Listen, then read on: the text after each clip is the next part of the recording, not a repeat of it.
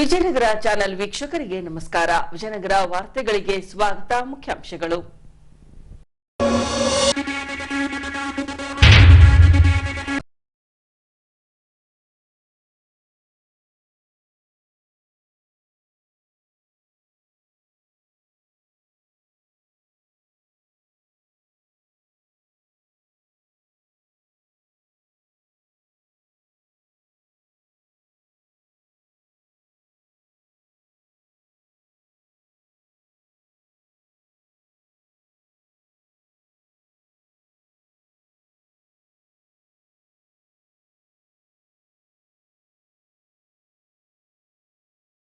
ಐದನೇ ವರ್ಷದ ವಾರ್ಷಿಕೋತ್ಸವ ತನ್ನಿಮಿತ್ತ 2 ದಿನಗಳ ಕಾಲ ನಡೆದ ಧಾರ್ಮಿಕ ಕಾರ್ಯಕ್ರಮಗಳು. ಈಗ ವಾರ್ತೆಗಳ ವಿವರ. ಜೂನ್ 9ರಂದು ಜಮ್ಮು ಕಾಶ್ಮೀರದಲ್ಲಿ ವೈಷ್ಣೋದೇವಿ ಖತ್ರಾದಿಂದ ಶಿವ ಜೋಡಿಯತ್ತ ಯಾತ್ರಿಕರು ಪ್ರಯಾಣಿಸುತ್ತಿದ್ದ ಬಸ್ ಮೇಲೆ ಭಯೋತ್ಪಾದಕರು ದಾಳಿ ನಡೆಸಿದ್ದಾರೆ. ಇದರಿಂದ 10 ಜನ ಸಾವಿಗೀಡಾದರೆ 40 ಜನ ತೀವ್ರವಾಗಿ ಗಾಯಗೊಂಡಿದ್ದಾರೆ. ಈ ಘಟನೆಯನ್ನ ವಿಶ್ವ ಹಿಂದೂ ಪರಿಷತ್ ಖಂಡಿಸಿದೆ. ಈ ಅಂಶಕ್ಕೆ ಸಂಬಂಧಿಸಿದಂತೆ ಜಿಲ್ಲಾಧಿಕಾರಿಗಳ ಕಾರ್ಯಾಲಯಕ್ಕೆ ಆಗಮಿಸಿದ ವಿಶ್ವ ಹಿಂದೂ ಪರಿಷತ್ ಬಜರಂಗ ದಳದ ಜಿಲ್ಲಾ ಘಟಕವು ಜಿಲ್ಲಾಧಿಕಾರಿಗಳ ದ್ವಾರ ರಾಷ್ಟ್ರಪತಿಗಳಿಗೆ ಮನವಿ ರವಾನಿಸಿ ದೇಶದಲ್ಲಿ ಭಯೋತ್ಪಾದನೆಯನ್ನ ಹತ್ತಿಕ್ಕುವಂತೆ ಕೇಂದ್ರ ಸರ್ಕಾರಕ್ಕೆ ಆದೇಶ ನೀಡಬೇಕೆಂದು ಆಗ್ರಹಿಸಿದ್ದಾರೆ. ಇಂತಹ ದುಷ್ಕೃತ್ಯವನ್ನು ಎಸಗಿದಂಥವರು ಯಾರೇ ಆಗಿರಲಿ, ಯಾವುದೇ ಸಮುದಾಯದವರಾಗಿರಲಿ, ತಕ್ಷಣ ಉಗ್ರ ಶಿಕ್ಷೆಯಾಗಬೇಕು. ಹಿಂದೂ ಸಮಾಜ ಸಹಿಸ್ತದೆ ಅಂತ ಈ ರೀತಿ ಅತಿಯಾದಂಥ ಒಂದು ಅಮಾನವೀಯ ಕೃತ್ಯಗಳು ನಡೀತಾನೆ ಬಂದಿದೆ. ಹೋದ ತಿಂಗಳು ನಾವು ಇದೇ ಒಂದು ವಿಚಾರ ಇಲ್ಲಿದ್ದೀವಿ, ನೇಹಾ ಹತ್ಯೆ. ಇವತ್ತು ನೋಡ್ತಿದ್ವಿ 10 ಜನ ಯಾತ್ರಾರ್ಥಿಗಳ ಮೇಲೆ ಗುಂಡಿನ ದಾಳಿ ಆಗುತ್ತೆ, ಅವರ ಬಲಿಯನ್ನು ತೆಗೆದುಕೊಳ್ತಕ್ಕಂಥ ಕೆಲಸ ಆಗಿದೆ. ಹೀಗಾಗಿ ತಕ್ಷಣ ಸರ್ಕಾರ ಜಾಗೃತಿಗೊಳ್ಳಬೇಕು. ಇವರ ಬಗ್ಗೆ ಉಗ್ರವಾದಂಥ ಶಿಕ್ಷೆ ಜಾರಿಯಾಗಬೇಕು. ಆ ನಿಟ್ಟಿನಲ್ಲಿ ವಿಶ್ವ ಹಿಂದೂ ಪರಿಷತ್ತು ಇಂತಹ ಕೃತ್ಯಗಳನ್ನು ಖಂಡಿತವಾಗಿ ಖಂಡಿಸ್ತದೆ. ದೇಶದಲ್ಲಿ ಇಂತಹ ಹೀನ ಕೃತ್ಯಗಳು ನಡೀಕೂಡದು. ಸಂಬಂಧಪಟ್ಟ ಅಧಿಕಾರಿಗಳಾಗಿರಲಿ, ಸಂಬಂಧಪಟ್ಟ ಇಲಾಖೆಯವರಾಗಿರಲಿ, ಇದರ ಬಗ್ಗೆ ಸೂಕ್ತ ಕ್ರಮವನ್ನು ಕೈಗೊಳ್ಳಬೇಕು ಅಂತ ವಿಶ್ವ ಹಿಂದೂ ಪರಿಷತ್ತು ತಮ್ಮಲ್ಲಿ ಕೇಳ್ಕೊಳ್ತಾ ಇದೆ. ಈ ಕ್ರೂರ ಕೃತ್ಯದಿಂದ ಸಂಪೂರ್ಣ ದೇಶ ಆಘಾತಗೊಂಡಿದೆ ಮತ್ತು ತೀವ್ರ ಆಕ್ರೋಶದಲ್ಲಿದೆ. ಜಮ್ಮು ಕಾಶ್ಮೀರವು ಪಾಕಿಸ್ತಾನ ಪೋಷಿತ ಭಯೋತ್ಪಾದನೆಯಿಂದ ಇನ್ನೂ ಮುಕ್ತವಾಗಿಲ್ಲ. 370 ವಿಧಿಯನ್ನು ರದ್ದುಪಡಿಸಿದ ನಂತರ ಒಂದು ಆಶಾದೀಪ ಬೆಳಗಿತ್ತು. ಆದರೆ ಉಗ್ರರ ಅಟ್ಟಹಾಸವು ಇನ್ನೂ ಕಡಿಮೆಯಾಗಿಲ್ಲ. ಹಿಂದೂಗಳನ್ನ ಗುರುತಿಸಿ ಅವರನ್ನ ಹತ್ಯೆಗೀಡು ಮಾಡುತ್ತಿರುವ ಘಟನೆಗಳು ಹೆಚ್ಚಾಗುತ್ತಿವೆ. ಇಂತಹ ಕೃತ್ಯಗಳಿಗೆ ಸಿಲುಕಿರುವ ಹಿಂದೂಗಳಿಗೆ ರಕ್ಷಣೆಯನ್ನು ಮತ್ತು ಈ ವಿಧ್ವಂಸಕ ಕೃತ್ಯಗಳಿಗೆ ಕಾರಣರಾದ ವಿದೇಶಿ ಶಕ್ತಿಗಳನ್ನು ಕಠಿಣವಾಗಿ ಶಿಕ್ಷಿಸುವಂತೆ ಕೇಂದ್ರ ಸರ್ಕಾರಕ್ಕೆ ಆದೇಶವನ್ನು ನೀಡುವಂತೆ ಆಗ್ರಹಿಸಿದ್ದಾರೆ. ಜೂನ್ 9ರಂದು ಜಮ್ಮು ಕಾಶ್ಮೀರದಲ್ಲಿ ವೈಷ್ಣೋದೇವಿ ಖತ್ರಾದಿಂದ ಶಿವಜೋಡಿಗೆ ಸಂಚರಿಸುತ್ತಿದ್ದ ಹಿಂದೂ ಭಕ್ತರ ಬಸ್ಸಿನ ಮೇಲೆ ಪಾಕಿಸ್ತಾನ ಪೋಷಿತ ಇಸ್ಲಾಮಿಕ್ ಜಿಹಾದಿ ಭಯೋತ್ಪಾದಕರು ಕೃತ್ಯವನ್ನು ನಡೆಸಿದ್ದು, ಇದರಲ್ಲಿ 10 ನಿರ್ದೋಷಿ ಹಿಂದೂ ಯಾತ್ರಿಕರು ಮರಣ ಹೊಂದಿದ್ದು, ಸುಮಾರು 40 ಜನ ಹಿಂದೂಗಳಿಗೆ ರಕ್ಷಣೆಯನ್ನು ಮತ್ತು ಈ ವಿಧ್ವಂಸಕ ಕೃತ್ಯಗಳಿಗೆ ಕಾರಣರಾದ ವಿದೇಶಿ ಶಕ್ತಿಗಳನ್ನು ಕಠಿಣವಾಗಿ ಶಿಕ್ಷಿಸುವಂತೆ ಕೇಂದ್ರ ಸರ್ಕಾರಕ್ಕೆ ತಾವು ಆದೇಶವನ್ನು ನೀಡುವಂತೆ ವಿನಂತಿಸುತ್ತೇವೆ. ಜೈ ಶ್ರೀರಾಮ್, ಜೈ ಶ್ರೀರಾಮ್, ಜೈ ಶ್ರೀರಾಮ್, ಜೈ ಶ್ರೀರಾಮ್, ವಂದೇ ಮಾತರಂ, ವಂದೇ ಮಾತರಂ. ಅದೇ ರೀತಿ ಪ್ರತಿ ಸರಿನೂ ಈ ರೀತಿ ಉಗ್ರಗಳ ದಾಳಿ ಎಲ್ಲೆಲ್ಲಿ ನಡೀತಾ ಇದೆ. ನಮ್ಮ ಒಂದು ಇಚ್ಛೆ ಇಷ್ಟೇ, ಶಾಂತಿಯುತ ಅಂತ ಹೇಳ್ತಾ ಇದ್ದಾರೆ. ಆ ಒಂದು ಶಾಂತಿಯುತ ಎಲ್ಲಿ ಕಾಣಿಸ್ತಾನೆ ಇಲ್ಲ. ವಿಚಾರ ಏನಂದರೆ, ಅವ್ರಿಗೆ ಎಷ್ಟು ಕ್ರೂರಿತನ ಇರ್ಬೋದು ಮನಸ್ಥಿತಿಯಲ್ಲಿ. ತೀರ್ಥಯಾತ್ರೆಗೆ ಇದ್ದಂಥ ಹಿಂದೂಗಳ ಮೇಲೆ ಹತ್ಯೆ ಮಾಡೋದಾಗಿರಲಿ, ಅಮಾಯಕ ಹೆಣ್ಮಕ್ಳ ಮೇಲೆ ಅತ್ಯಾಚಾರ ಮಾಡೋದಾಗಿರಲಿ, ಲವ್ ಜಿಹಾದ್ ಆಗಿರಲಿ, ಮತ್ತೊಂದು ಈ ರೀತಿ ಒಂದು ಹಲವಾರು ಘಟನೆಗಳು ನಡೀತಾ ಇದೆ. ಇದಕ್ಕೆ ಮತ್ತು ನಮ್ಮ ಕೇಂದ್ರ ಸರ್ಕಾರ ಮತ್ತು ರಾಜ್ಯ ಸರ್ಕಾರ ಇದ್ರ ಬಗ್ಗೆ ಒಳ್ಳೆ ರೀತಿಯಿಂದ ಕ್ರಮ ತೆಗೆದುಕೊಂಡು ತಪ್ಪಿಸತ್ರೆ ಯಾರಿದ್ದಾರೆ ಅವರಿಗೆ ತಕ್ಕ ಶಿಕ್ಷೆ ಆಗುವಾಗೆ ಈ ಒಂದು ಜಿಹಾದಿ ಇರುವಂಥ ಮನಸ್ಥಿತಿ ಇರುವಂಥ ಉಗ್ರಗಳಿಗೆ ಯಾರು ಈ ಒಂದು ಭಾಗಿಯಾಗಿದ್ದಾರೋ ಅವ್ರು ಹಿಂದಿರುವಂಥವ್ರು ಯಾರು, ಅದನ್ನು ಶೀಘ್ರವೇ ಕೇಂದ್ರ ಸರ್ಕಾರ ಒಂದು ಉನ್ನತ ತೀರ್ಪನ್ನು ತಗೊಂಡು ಅವ್ರನ್ನ ಅಲ್ಲಿರುವಂಥ ನಮ್ಮ ಆರ್ಮಿಗಳಿಗೆ ಒಪ್ಪಿಸಿದ್ರೆ ಸಾಕು, ಅವರು ಅಲ್ಲೇ ನೆಲಸಮಾಧಿ ಮಾಡುವಂಥ ಶಕ್ತಿ ನಮ್ಮ ಭಾರತೀಯ ಸೇನೆಗಿದೆ. ಆ ಒಂದು ನಿಟ್ಟಿನಲ್ಲಿ ಇನ್ನು ಯಾವುದೇ ರೀತಿಯಿಂದ ಬಲಿಗಳು ಆಗಬಾರ್ದು. ಅಮಾಯಕರು ಬರ್ತಾ ಇರ್ತಾರೆ, ದೇವ್ರ ದರ್ಶನ ಮಾಡ್ತಾರೆ. ಹಿಂದೂ ಧರ್ಮದಲ್ಲಿ ತೀರ್ಥಯಾತ್ರೆ ಅಂದರೆ ದೈವ ಸ್ವರ್ಗಕ್ಕೆ ಹೋಗ್ಬೇಕು ಅನ್ನೋದು. ಆ ಒಂದು ನಿಟ್ಟಿನಲ್ಲಿ ಹೋಗ್ಬೇಕಾದ್ರೆ ಪಾಪ ಆ ಹಿಂದೂ ಅಮಾಯಕರನ್ನ ಕೊಲ್ಲುವಂಥ ಎಷ್ಟು ಕ್ರೂರಿತನ ಇರ್ಬೋದು ಇವರಿಗೆ. ಇಂಥವರಿಗೆ ನಮ್ಮ ಕೇಂದ್ರ ಸರ್ಕಾರ ಆಗಿರ್ಬೋದು ಮತ್ತು ನಮ್ಮ ಕರ್ನಾಟಕದಲ್ಲಿ ನಮ್ಮ DC ಕಚೇರಿಯಿಂದ ನೇರವಾಗಿ ನಾವು ಅವರಿಗೆ ಮನವಿ ಮಾಡ್ಕೊಳ್ಳೋದೇನೆಂದರೆ ಇದನ್ನು ನಮ್ಮ ರಾಷ್ಟ್ರಪತಿಗಳಿಗೆ ಒತ್ತಾಯಿಸಿ ಅವರನ್ನು ಶೀಘ್ರವೇ ಅವರನ್ನು ಗುಂಡಾರಿಸಲಿಕ್ಕೆ ಅವ್ರಿಗೆ ಯಾವ ರೀತಿ ಇದನ್ನು ಮಾಡಿದ್ರು ಅದೇ ಥರ ಅವ್ರನ್ನ ಸಹ ಅಲ್ಲಿ ಸ್ಥಳದಲ್ಲೇ ಸುತ್ತಮುತ್ತ ಯಾರಾದರೂ ಆ ರೀತಿ ಅನುಮಾನ ಸ್ಥಿತಿಯಲ್ಲಿ ಅವ್ರನ್ನ ಬಂಧಿಸಿ ಕೂಡಲೇ ಅವ್ರ ಮೇಲೆ ಕ್ರಮ ಜರುಗಿಸಬೇಕಂತೇಳಿ ಈ ಮುಖಾಂತರ ವಿಜಯನಗರ ಜಿಲ್ಲೆಯಿಂದ ನಾವು ಬಜರಂಗ ದಳ ಕಡೆಯಿಂದ ಒತ್ತಾಯ ಮಾಡ್ತಿದ್ದೀವಿ. ಜೈ ಶ್ರೀರಾಮ್. ಜೈ ಶ್ರೀರಾಮ್. ಗೋವುಗಳ ಕಳ್ಳ ಸಾಗಾಣಿಕೆ, ಕಟ್ಟಿರೋಂಥ ಮನೆಗಳ ಮುಂದೆ ಕಟ್ಟಿರೋಂಥ ದನಗಳ ಕೊಟ್ಟಿಗೆಯಲ್ಲಿ ಕಟ್ಟಿರೋಂಥ ದನಗಳಾಗಬಹುದು, ಆಕಳುಗಳಾಗ್ಬೋದು. ಹಾಗೆಯೇ ಬೀದಿಗಳಲ್ಲಿ ಬಿಡಾಡಿ ದನಗಳನ್ನು ನಮ್ಮ ಜನ ಹಾಕಿಬಿಡ್ತಾರೋ ಗೊತ್ತಿಲ್ಲ, ಅದು ತಪ್ಪೇ, ಬಿಡಬಾರ್ದು. ಆ ಥರದ ದನಗಳನ್ನು, ಆಕಳ ಕರುಗಳನ್ನು ತಗೊಂಡು ಅವಕ್ಕೆ ಕಾಲುಗಳನ್ನು ಬಾಯಿನ ಕಟ್ಟಿ ಅವನ್ನ ಕಸಾಯಿಖಾನೆಗೆ ಸಪ್ಲೈ ಮಾಡ್ತಾ ಇದ್ದಾರೆ. ನಮ್ಮ ಹೊಸಪೇಟೆ ನಗರದಲ್ಲಿ, ವಿಜಯನಗರ ಜಿಲ್ಲೆಯಲ್ಲಿ ಅನಧಿಕೃತ, ಹೇಳ್ತಾ ಇದ್ದೀನಿ, ಅನಧಿಕೃತ ಕಸಾಯಿಖಾನೆಗಳು ತಲೆ ಎತ್ತಿದ್ದಾವೆ. ಕಾನೂನಿನ ವಿರುದ್ಧವಾದ ಕೆಲಸಗಳನ್ನು ಪ್ರತಿಯೊಬ್ಬರು ಮಾಡ್ತಾ ಇದ್ದಾರೆ. ಅದರ ವಿರುದ್ಧವನ್ನು ಬಜರಂಗ ದಳ ಹೋರಾಟ ಮಾಡ್ಕೊಂಡು ಬಂದಿದೆ. ಆದರೆ ನಮ್ಮ ಸರ್ಕಾರ ದಪ್ಪ ಚರ್ಮ, ಅದಕ್ಕೆ ಅರ್ಥ ಆಗ್ತಾ ಇಲ್ಲ. ನಮ್ಮ ಅಧಿಕಾರಿಗಳು ಶಕ್ತರಿದ್ದಾರೆ, ನಮ್ಮ ಪೊಲೀಸ್ ಇಲಾಖೆ ವ್ಯವಸ್ಥಿತವಾಗಿದೆ, ಶಕ್ತಿಯುತವಾಗಿದೆ, ಅಧಿಕಾರಿಗಳು ಶಕ್ತರಾಗಿದ್ದಾರೆ ಅಂತ ದುಷ್ಟರಿಗೆ ತಕ್ಕ ಶಿಕ್ಷೆಯನ್ನು ಕೊಡ್ತಾರೆ. ಆದರೆ ಸರ್ಕಾರ ನಡೆಸೋರು ಏನಿದ್ದಾರೆ ಅವರ ಕೈಗಳನ್ನು ಕಟ್ಟಿ ಹಾಕ್ತಾ ಇದ್ದಾರೆ. ದಯಮಾಡಿ ಆ ಮೂರ್ಖತನದ ಮಂತ್ರಿಗಳು ಯಾರಿದ್ದೀರಾ, ನಾವು ದಯಮಾಡಿ ಅವರನ್ನು, ನಮ್ಮ ಅಧಿಕಾರಿಗಳನ್ನು ಫ್ರೀ ಬಿಡ್ರಿ. ಆ ಸಮಯದಲ್ಲಿ ಈ ಕಾನೂನಿನ ವಿರುದ್ಧವಾಗಿ ನಡೆಯುವಂಥ ಕೆಲಸಗಳು ಕಡಿಮೆ ಆಗ್ತವೆ. ರಾಜ್ಯದಲ್ಲಿ ಕಾನೂನಿನ ಸುವ್ಯವಸ್ಥೆ ಸರಿಯಾಗಿ ನಡೆಯುತ್ತೆ ಅಂತೇಳಿ ಈ ಮುಖಾಂತರ ಹೇಳ್ತಾ ಇದ್ದೀವಿ. ಹಾಗೆಯೇ ರಾಜ್ಯದಲ್ಲಿ, ಜಿಲ್ಲೆಯಲ್ಲಿ ನಡೆಯುವಂಥ ಕಸಾಯಿಖಾನೆಗಳನ್ನು ಬಂದ್ ಮಾಡಬೇಕು, ಗೋವುಗಳ ಸಂರಕ್ಷಣೆ ಮಾಡಬೇಕು ಅಂತೇಳಿ ನಮ್ಮ ಮಾನ್ಯ ಜಿಲ್ಲಾಧಿಕಾರಿಗಳ ಹತ್ರ ಈ ಮುಖಾಂತರ ಕೇಳ್ಕೊಳ್ತಾ ಇದ್ದೀವಿ. ಆ ಒಂದು ಮನವಿ ಪತ್ರವನ್ನು ನಾವು ಕೊಡ್ತಾ ಇದ್ದೀವಿ. ಮೊನ್ನೆ ದಿವಸ ಚಿತ್ತವಾಡಿಗೆಯಲ್ಲಿ 2 ಆಕಳ ಕರುಗಳನ್ನು ಕಾಲು ಕಟ್ಟಿದ್ದಾರೆ, ಹಾಗೆ ಬಾಯಿಯನ್ನು ಕಟ್ಟಿ ಒಂದು ಟಾಟಾ ಏಸ್ ಗಾಡಿಯಲ್ಲಿ ತುಂಬಲಿಕ್ಕೆ ಪ್ರಯತ್ನ ಮಾಡ್ತಾಯಿದ್ರು. ನಮ್ಮ ಕಾರ್ಯಕರ್ತರು ಹೋಗಿ ಆ ಸಮಯದಲ್ಲಿ ನಿಂತ್ಕೊಂಡಿದ್ದರಿಂದ ಆ ಗೋವುಗಳ ರಕ್ಷಣೆ ಆಯಿತು. ಇಲ್ಲದಿದ್ದರೆ ಅವುಗಳ ವಧೆ ಆಗ್ತಾಯಿತ್ತು. ಮುಂದಿನ ದಿನಗಳಲ್ಲಿ ಈದ್ ಮಿಲಾದು, ಇನ್ನೊಂದು ಯಾವುದು ಬಕ್ರೀದ್ ಹಬ್ಬಗಳು ಬರ್ತಾ ಇದೆ. ಆ ಸಮಯದಲ್ಲಿ ಇವುಗಳನ್ನು ಸ್ಟಾಕ್ ಮಾಡಿಕೊಂಡು ಅವುಗಳನ್ನು ವಧೆ ಮಾಡಲಿಕ್ಕೆ ಒಂದು ಷಡ್ಯಂತ್ರ ನಡೀತಾ ಇದೆ. ದಯಮಾಡಿ ಜಿಲ್ಲಾಧಿಕಾರಿಗಳ ಹತ್ರ ಕೋರ್ತಾ ಇದ್ದೀವಿ, ಗೋವುಗಳ ಸಂರಕ್ಷಣೆ ಆಗಬೇಕು, ರಾಜ್ಯದಲ್ಲಿ ಕಾನೂನಿನ ಪರಿಪಾಲನೆ ಆಗಬೇಕು ಅಂತ ಈ ಮುಖಾಂತರ ಜಿಲ್ಲಾಧಿಕಾರಿಗಳ ಹತ್ರ ಕೋರ್ತಾ ಇದ್ದೀವಿ. ತಾವನ್ನ ದಯಮಾಡಿ ಕಾಯ್ದೆಗಳನ್ನ ಜಾರಿಗೆ ತರಬೇಕು ಅಂತ ಕೋರ್ತಾ ಇದ್ದೀವಿ. ಸರ್ಕಾರಿ ಶಾಲೆಗಳಲ್ಲಿ LKG ಹಾಗೂ UKG ತರಗತಿಗಳನ್ನು ಪ್ರಾರಂಭಿಸಲು ರಾಜ್ಯ ಸರ್ಕಾರ ಮುಂದಾಗಿದೆ. ಈ ಅಂಶವನ್ನ ವಿರೋಧಿಸಿರುವ ಅಂಗನವಾಡಿ ಕಾರ್ಯಕರ್ತೆಯರು ರಾಜ್ಯ ಸರ್ಕಾರದ ಶಿಕ್ಷಣ ನೀತಿಯನ್ನ ಖಂಡಿಸಿದ್ದಾರೆ.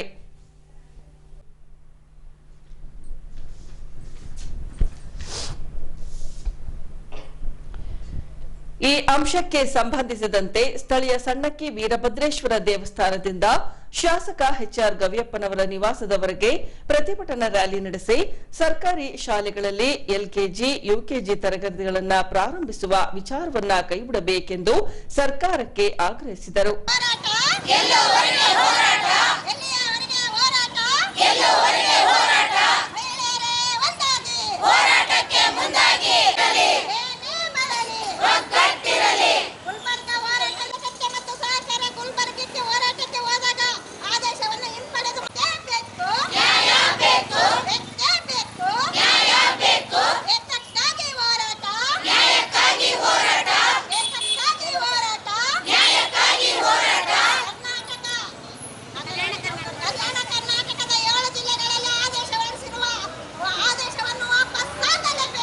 ಆಗಲೇ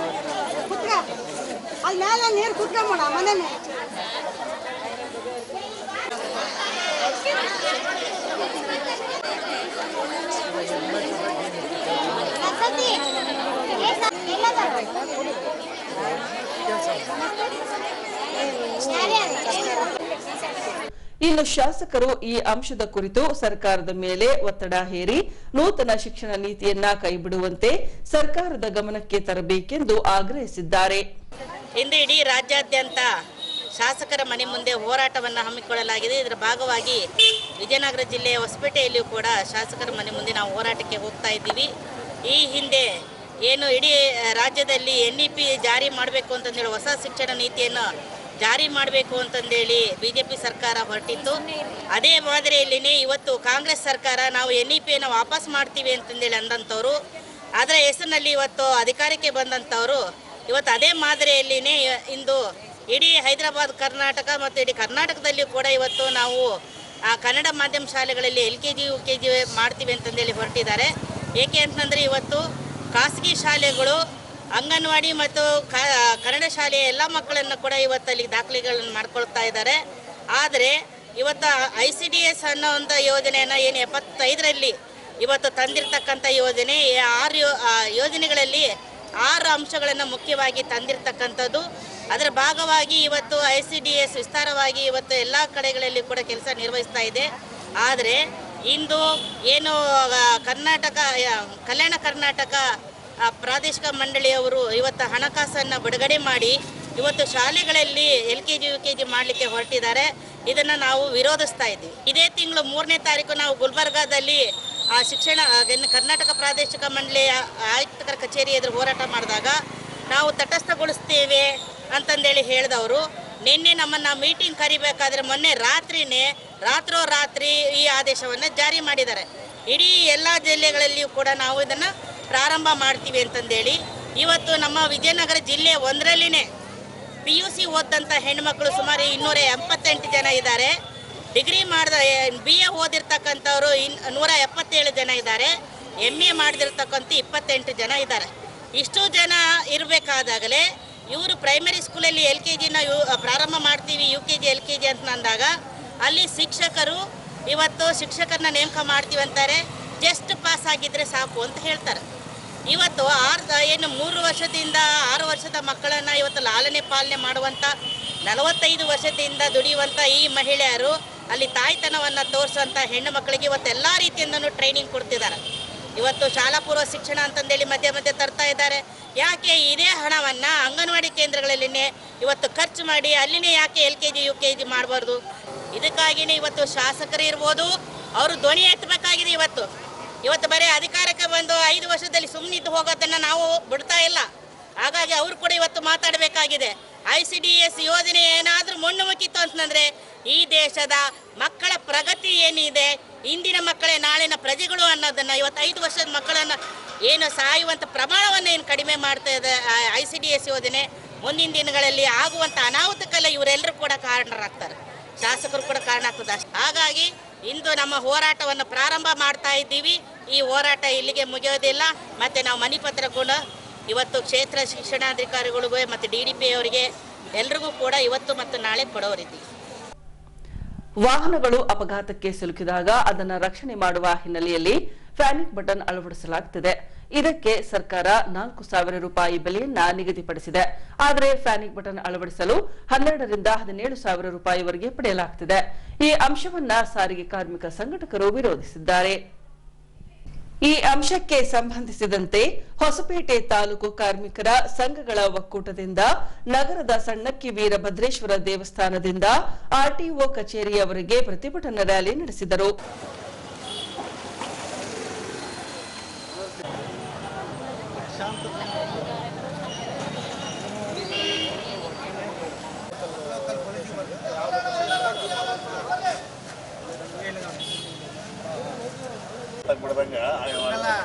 ಹಂಗಲ್ಲ ಅವ್ರು ಹೇಳೋ ಡ್ರೈವರ್ ಕುಡಿರ್ತಾರಪ್ಪ ಕಿರಿಕಿರಿ ಮಾಡ್ತಾನ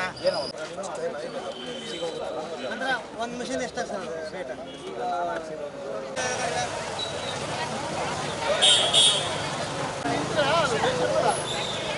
ಟ್ಯಾಕ್ಸಿ ಕ್ಯಾಬ್ ವಾಹನಗಳಿಗೆ ಪ್ಯಾನಿಕ್ ಬೇಡವೇ ಬೇಡ. ದುಬಾರಿ ಹಣ ಇರುವ ಪ್ಯಾನಿಕ್ ಬಟನ್ ಬೇಡವೇ ಬೇಡ. ಹೊಸಪೇಟೆಯ ಟ್ಯಾಕ್ಸಿ ಚಾಲಕರ ಒಕ್ಕೂಟಕ್ಕೆ ಕೇಳಿ ಜಯವಾಗಲಿ. ಹೊಸಪೇಟೆಯ ಟ್ಯಾಕ್ಸಿ ಚಾಲಕರ ಒಕ್ಕೂಟಕ್ಕೆ ಕೇಳಿ ಜಯವಾಗಲಿ. ಪ್ಯಾನಿಕ್ ಬಟನ್ ಬೇಡವೇ ಬೇಡ. GPS ಬೇಡವೇ ಬೇಡ. ಬೆಕ್ಕೆ ಬೆಕ್ಕು ಬೆಕ್ಕೆ ಬೆಕ್ಕು. ದುಬಾರಿ ಬೆಲೆಯ GPS ಬೇಡವೇ ಬೇಡ. ದುಬಾರಿ ಬೆಲೆಯ panic button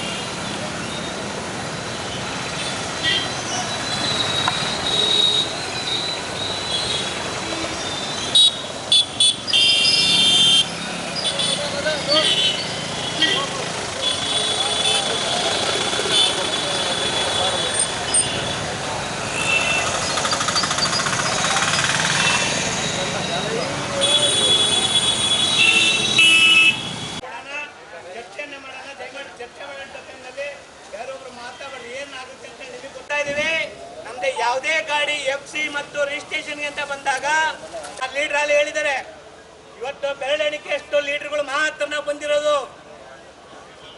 all India permit ಹೊಂದಿರತಕ್ಕಂತ ಲಾರಿಗಳನ್ನ ನಿಮ್ಮ ಕಾಂಪೌಂಡ್ ನಲ್ಲಿ ಬಿಡ್ತೀವಿ, ಒಂದು ಗಾಡಿ ಒಳಗೆ ಬರಂಗಿಲ್ಲ. ಅದು ಹೆಂಗೆ ನೀವು ಟ್ಯಾಕ್ಸ್ ಅನ್ನ ದುಡಿತೀರಿ, ಸರ್ಕಾರಕ್ಕೆ ಕಟ್ತೀರಿ ಅಂತ ನೋಡಿ. 4,000 ರೂಪಾಯಿ ಬೆಲೆ ಬಾಳ್ತಕ್ಕಂಥ ಪ್ಯಾನಿಕ್ ಬಟನ್ ಕುಂದಿರ್ಸೋ ಸಲುವಾಗಿ ನಮ್ಮ ಡ್ರೈವರ್ಗಳಿಗೆ ಹೆಂಗಿದೆ ಅಂದ್ರೆ ಡ್ರೈವರ್ಗಳನ್ನ, ಹಂಗಾಗಿ ಇಂಥ ಇಲಾಖೆ ದಯಮಾಡಿ ಡ್ರೈವರ್ಗಳ ಬಗ್ಗೆ ಕಾಳಜಿ ಇರಬೇಕು. ಡ್ರೈವರ್ಗಳು ಈ ದೇಶ GPS ಬೇಡವೇ ಬೇಡ. ದುಬಾರಿ ಬೆಲೆಯ ಪ್ಯಾನಿಕ್ ಬಟನ್ ಬೇಡವೇ ಬೇಡ. ದುಬಾರಿ ಬೆಲೆಯ GPS ಬೇಡವೇ ಬೇಡ. ಚಾಲಕರ ಹಣ ಲೂಟಿ ಮಾಡುತ್ತಿರುವ ಪ್ಯಾನಿಕ್ ಬಟನ್ ಬೇಡವೇ ಬೇಡ.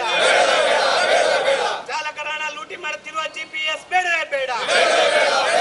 ವಾಹನಗಳಿಗೆ ತಕ್ಷಣ ಇನ್ನು ಫ್ಯಾನಿಕ್ ಬಟನ್ ಅಳವಡಿಸುವುದಕ್ಕೆ ನಮ್ಮ ವಿರೋಧವಿಲ್ಲ. 4,000 ರೂಪಾಯಿ ಬೆಲೆ ಬಾಳುವ ಫ್ಯಾನಿಕ್ ಬಟನ್ ಅಳವಡಿಸಲು 12 ರಿಂದ 17,000 ರೂಪಾಯಿ ಪಡೆಯಲಾಗುತ್ತಿದೆ. ಆದ ಕಾರಣ ವಾಹನಗಳಿಗೆ ಅರ್ಹತಾ ಪ್ರಮಾಣ ಪತ್ರದ ನವೀಕರಣ ಹಾಗೂ ಹೊಸ ವಾಹನಗಳ ನೋಂದಣಿ ಸಂದರ್ಭದಲ್ಲಿ ತೊಂದರೆ ಆಗದಂತೆ ಕೂಡಲೇ ಫ್ಯಾನಿಕ್ ಬಟನ್ ಅಳವಡಿಸುವ ಆದೇಶವನ್ನ ಹಿಂಪಡೆಯಬೇಕೆಂದು ಆರ್ಟಿಒ ಅಧಿಕಾರಿ ದ್ವಾರ ಸರ್ಕಾರಿ ಇಲಾಖೆಯ ಸಚಿವ ರಾಮಲಿಂಗಾರೆಡ್ಡಿರವರಿಗೆ ಒತ್ತಾಯಿಸಿದ್ದಾರೆ. ಕರ್ನಾಟಕ ರಾಜ್ಯ ಸರ್ಕಾರದ ಸಾರಿಗೆ ಇಲಾಖೆ ರಾಜ್ಯದಲ್ಲಿರ್ತಕ್ಕಂಥ ಟ್ಯಾಕ್ಸಿ, ಮ್ಯಾಕ್ಸಿ ಕ್ಯಾಬ್ ಮತ್ತು ನ್ಯಾಷನಲ್ ಪರ್ಮಿಟ್ ಹೊಂದಿರತಕ್ಕಂಥ ಲಾರಿಗಳಿಗೆ ಪ್ಯಾನಿಕ್ ಬಟನ್ ಮತ್ತು ಲೊಕೇಶನ್ ಟ್ರ್ಯಾಕಿಂಗ್ ಡಿವೈಸನ್ನು ಅಳವಡಿಕೆ ಮಾಡಬೇಕು, ಇದು ಕಡ್ಡಾಯ ಅಂತೇಳಿ ಇವತ್ತೇನು ಆದೇಶ ಮಾಡಿ ಒಂದು ವಾರದಿಂದ ಇಡೀ ರಾಜ್ಯದಲ್ಲಿ ನಮ್ಮ ಟ್ಯಾಕ್ಸಿ ಮತ್ತು ಮ್ಯಾಕ್ಸಿ ಕ್ಯಾಬ್ಗಳಿಗೆ FC ಆಗ್ತಾ ಇಲ್ಲ, ಅದ್ರ ಜೊತೆಗೆ ರಿಜಿಸ್ಟ್ರೇಷನ್ ಆಗ್ತಾ ಇಲ್ಲ. ಇವತ್ತು ಈಗಾಗಲೇ ಹಲವಾರು ನಮ್ಮ ಟ್ಯಾಕ್ಸಿ ಚಾಲಕರು ಮಾಲೀಕರು GPS ಅನ್ನು ಅಳವಡಿಸಿದ್ದಾರೆ, ಕೆಲವರು ಪ್ಯಾನಿಕ್ ಬಟನ್ ಅಳವಡಿಸಿದ್ದಾರೆ. ಆದರೆ ಇವತ್ತು ಸರ್ಕಾರ ಏನು ಹೇಳ್ತಾ ಇದೆ, ನಾವು ಯಾವುದೋ ಒಂದು ಕಂಪ್ನಿಗೆ ನಾವು ಪರ್ಮಿಷನ್ ಅನ್ನು ಕೊಟ್ಟಿದ್ದೀವಿ, ಆ ಕಂಪ್ನಿಯ ಪ್ಯಾನಿಕ್ ಬಟನ್ನು ಮತ್ತು ಡಿವೈಸನ್ನು ಮಾತ್ರ ಕುಂದಿರಿಸಬೇಕು ಅಂತ ಹೇಳ್ತಾ ಇದ್ದಾರೆ. ಇವತ್ತು ಆ್ಯಕ್ಚುಲಿ ಅದು ಮ್ಯಾನುಫ್ಯಾಕ್ಚರಿಂಗ್ ಕಾಸ್ಟ್ ಇರ್ತಕ್ಕಂಥದ್ದು 4,500 ರೂಪಾಯಿ. ಆದರೆ ಸರ್ಕಾರ ಅದಕ್ಕೆ ಪರ್ಸೆಂಟೇಜನ್ನು ಫಿಕ್ಸ್ ಮಾಡ್ಕೊಂಡು ಅಧಿಕಾರಿಗಳು ಮತ್ತು ಜನಪ್ರತಿನಿಧಿಗಳು ಅದು ಕಮಿಷನ್ ತೊಗೊಂಡು ಇವತ್ತು 7,600 ರೂಪಾಯಿ ಸರ್ಕಾರ ಫಿಕ್ಸ್ ಮಾಡಿದೆ. ಸರ್ಕಾರ 7,600 ಫಿಕ್ಸ್ ಮಾಡಿದ ಮೇಲೆ ಇಲ್ಲಿರ್ತಕ್ಕಂಥ ಒಬ್ಬ ವರ್ತಕ ಆ ಡಿವೈಸನ್ನು ನಮ್ಮ ಗಾಡಿಗಳು ಕುಂದಿಸ್ಬೇಕಂದ್ರೆ 14,000 17,000 ರೂಪಾಯಿ ಚಾರ್ಜನ್ನು ಮಾಡ್ತಾನೆ. ಸೊ ಇದರಿಂದ ನಮಗೆ ಸುಮಾರು ತೊಂದರೆ ಆಗ್ತಾ ಇದೆ ಟ್ಯಾಕ್ಸಿ ಮತ್ತು ಮ್ಯಾಕ್ಸ್ ಕ್ಯಾಬ್ ಮಾಲೀಕರಿಗೆ. ಜೊತೆಗೆ ಇವತ್ತಿನ ಸಂದರ್ಭದಲ್ಲಿ ಸ್ಕೂಲ್ಗಳು ಪ್ರಾರಂಭ ಆಗಿದೆ, ನಾವು ಸ್ಕೂಲ್ ಫೀಸ್ ಕಟ್ಟಲಿಕ್ಕೆ ಆಗ್ತಾ ಇಲ್ಲ. ಸರ್ಕಾರ ಒಂದು ಕಡೆ ಕಲ್ಯಾಣ ಮಂಡಳಿ ರಚನೆ ಮಾಡಿದೆ, ಕಲ್ಯಾಣ ಮಂಡಳಿಯಲ್ಲಿ ಯಾವುದೇ ರೀತಿ ಹಣ ಬಿಡುಗಡೆ ಮಾಡಿಲ್ಲ, ಸ್ಕಾಲರ್ಶಿಪ್ ಕೊಡ್ತೀವಿ ಅಂತ ಹೇಳ್ತಾರೆ, ಕೊಡ್ತಾ ಇಲ್ಲ. ಇಂಥ ಸಂದರ್ಭದಲ್ಲಿ ಮಕ್ಕಳು ಸ್ಕೂಲ್ ಫೀಸ್ ಕಟ್ಟಬೇಕು ಅಥವಾ ಡಿವೈಸನ್ನು ಕುಂದಿರಿಸಬೇಕು ಗೊತ್ತಾಗ್ತಾ ಇಲ್ಲ. ಸೊ ಸರ್ಕಾರ ತಕ್ಷಣವೇ ಈ ಆದೇಶವನ್ನು ಹಿಂಪಡಿಬೇಕು ಅಂತೇಳಿ ಒತ್ತಾಯ ಮಾಡ್ತಾ ಇದ್ದೀವಿ. ನಗರದ ಹೃದಯ ಭಾಗದಲ್ಲಿ ನಿರ್ಮಾಣಗೊಂಡಿರುವ ಸಿದ್ಧಿವಿನಾಯಕ ದೇವಸ್ಥಾನಕ್ಕೆ 25 ವರ್ಷಗಳು ಸಂದಿವೆ. ಈ ಭಾಗವಾಗಿ ದಿನಾಂಕ 12ರಿಂದ 2 ದಿನಗಳ ಕಾಲ ಧಾರ್ಮಿಕ ಕಾರ್ಯಕ್ರಮ ನಡೆಸುವ ಮೂಲಕ 25ನೇ ವಾರ್ಷಿಕೋತ್ಸವವನ್ನು ಅರ್ಥಪೂರ್ಣವಾಗಿ ಆಚರಿಸಲಾಗಿದೆ. ಈ ಅಂಶಕ್ಕೆ ಸಂಬಂಧಿಸಿದಂತೆ ಅರ್ಚಕರಿಂದ ಗರ್ಭಗುಡಿಯ ಮೂರ್ತಿಗೆ ಅಭಿಷೇಕ ಸೇರಿದಂತೆ ವಿವಿಧ ಪೂಜೆಗಳನ್ನಾಗೈದು ಭಕ್ತಿ ಸಮರ್ಪಿಸಲಾಗಿತ್ತು. ಹೀಗೆ ಧ್ವಜಾರೋಹಣ, ಶತಕುಂಭಾಭಿಷೇಕ, ಸಹಸ್ರ ಮೋದಕ ಹವನ, ಗರಿಕೆ ಪೂಜೆ, ಪೂರ್ಣಾಹುತಿ ನಡೆಸಲಾಯಿತು. ಇನ್ನು ದಿನಾಂಕ 12ರ ಸಂಜೆ ಕಲಾ ತಂಡಗಳಿಂದ ಭಜನೆ, ಗಾಯನ ಹಾಗೂ ನೃತ್ಯ ಪ್ರದರ್ಶನ ನಡೆಸಲಾಗಿತ್ತು.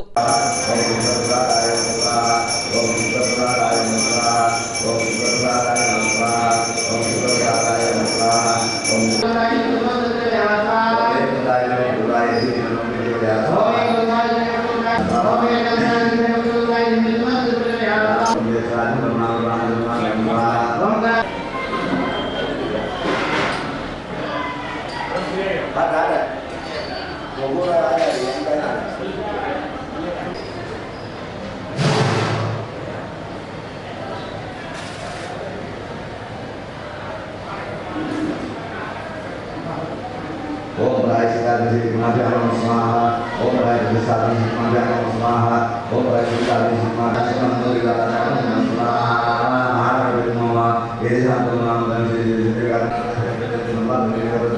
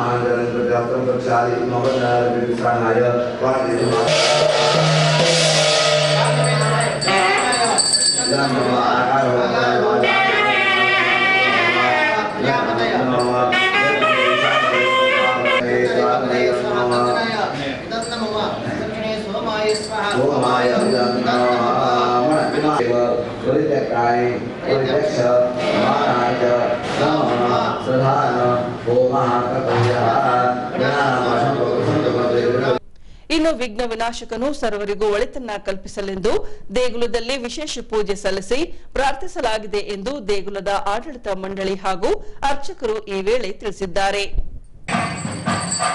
ಎಲ್ಲರಿಗೂ ವಂದನೆಗಳು. ಈ ದಿನ ಶ್ರೀ ಸಿದ್ಧಿವಿನಾಯಕ ದೇವಸ್ಥಾನದ 25ನೇ ವಾರ್ಷಿಕೋತ್ಸವವಿರುತ್ತದೆ. ಇದು ದೇವಸ್ಥಾನವು ಹೊಸಪೇಟೆಯ ಹೃದಯ ಭಾಗದಲ್ಲಿ ಇದೆ. ಎಲ್ಲರಿಗೂ ಇಲ್ಲಿ ಬಂದು ಪೂಜೆ ಮಾಡಿದವರಿಗೆಲ್ಲರಿಗೂ ಒಳ್ಳೆಯದಾಗಿದೆ. ಕಾರಣ ತಾವೆಲ್ಲರೂ ಬಂದು ದೇವರ ಸೇವೆಯನ್ನು ಮಾಡಿ ಕೃತಾರ್ಥರಾಗಬೇಕೆಂದು ಕೇಳಿಕೊಳ್ಳುತ್ತೇನೆ. ನಮಸ್ತೆ. ವಕ್ರತುಂಡ ಮಹಾಕಾಯ ಸೂರ್ಯಕೋಟಿ ಸಮಪ್ರಭಾ ನಿರ್ವಿಘ್ನಂ ಕುರ್ಮೇ ದೇವ ಸರ್ವಕಾರ್ಯೇಷು ಸರ್ವದಾ.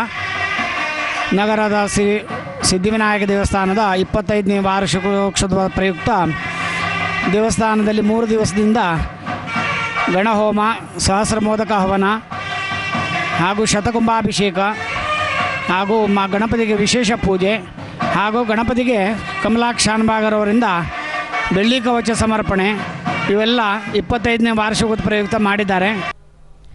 ಈಗ ಪೊಲೀಸ್ ಪ್ರಕಟಣೆ. ಎಷ್ಟೇ ಹಳೆಯ ಬಂಗಾರವಿರಲಿ, ಪಾಲಿಶ್ ಮಾಡಿದ ಮೇಲೆ ಹೊಸದೇ ರೀತಿಯಲ್ಲಿ ಕಾಣ್ತದೆ ತಾಯಿ ನೋಡಿ.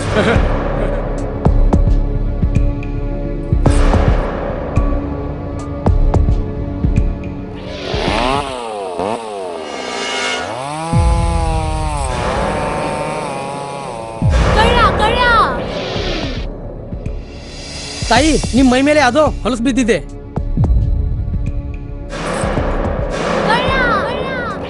ಇಲ್ಲಿ ತಾಯಿ, ನಾನು ಪೊಲೀಸ್. ಅಲ್ಲಿ ಮುಂದೆ ದಾರಿಲಿ ದೊಡ್ಡ ಗಲಾಟೆ ಆಗಿದೆ. ಮತ್ ನೀವು ಇಷ್ಟೆಲ್ಲ ಒಡವೆ ಹಾಕೊಂಡು ತಿರುಗಾಡ್ತಾ ಇದ್ದೀರಾ. ಈ ಒಡವೆಗಳನ್ನ ಈ ವಸ್ತ್ರದಲ್ಲಿ ಕಟ್ಟಿ ಪರ್ಸ್ನಲ್ಲಿ ಇಡಿ. ಹಾಕಿ ಪರ್ಸ್ನಲ್ಲಿ ಇಡೋಣ. ಅಲ್ಲೇ ಮುಂದ್ಗಡೆ ಆಗಿದೆ. ಇದು ತಗೊಳ್ಳಿ ತಾಯಿ. ನಾನು ಬರ್ತೀನಿ. ಈ ಕಡೆಯಿಂದ ಹೋಗಿ.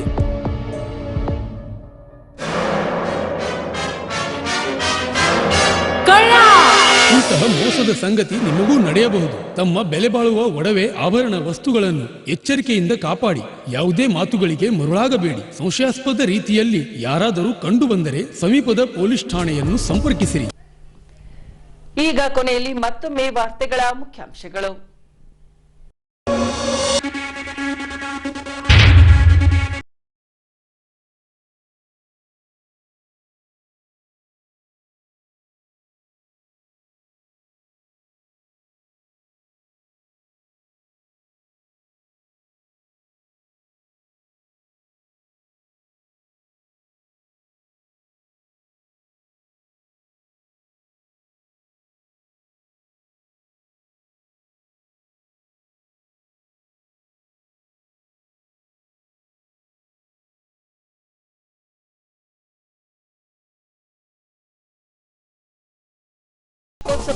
ತನ್ನಿಮಿತ್ತ 2 ದಿನಗಳ ಕಾಲ ನಡೆದ ಧಾರ್ಮಿಕ ಕಾರ್ಯಕ್ರಮಗಳು.